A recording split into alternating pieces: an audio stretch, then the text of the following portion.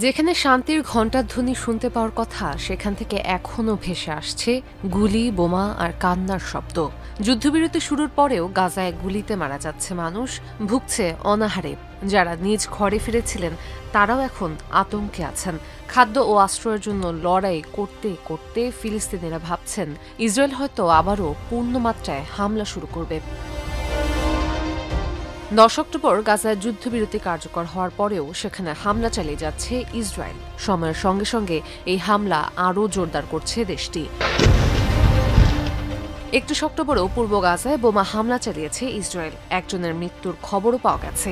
দক্ষিণ গাজার খান ইউনিস এলাকাতেও বোমা হামলা চালাচ্ছে ইসরায়েল। তবে যুদ্ধবিরতি কার্যকরের পর সবচেয়ে বড় সহিংসতা ঘটেছে 28 অক্টোবর করে ইসরায়েল। জাতিসংঘ বলছে গাজায় এখনও ত্রাণ ও স্বাস্থ্যসেবা পাঠাতে বাধায় পড়তে হচ্ছে। এর মধ্যে 31 অক্টোবর ইসরায়েলকে আরও 2 জিম্মির লাশ ফেরত দিয়েছে ফিলিস্তিনের সশস্ত্র গোষ্ঠী হামাস। এত সব ঘটনার পর গাজায় যুদ্ধবিরতি কি টিকে আছে এখনো? যুদ্ধবিরতি এখনো কার্যকর আছে।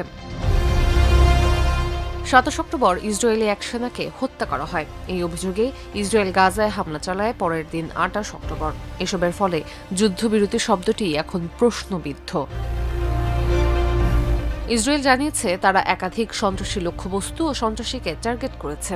কিন্তু হামাস নিয়ন্ত্রিত গাজার সিভিল ডিফেন্স সংস্থার দাবি, নিহতদের বেশিরভাগই নারী ও শিশু।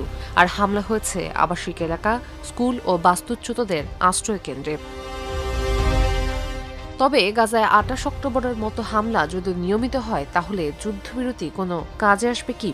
কিংস কলেজের প্রতিরক্ষা অধ্যাপক ড রবার্ট পিনফোল্ড ট্রাম্পের গাজা পরিকল্পনার পরবর্তী ধাপ নিয়ে মোটেও আশাবাদী নন।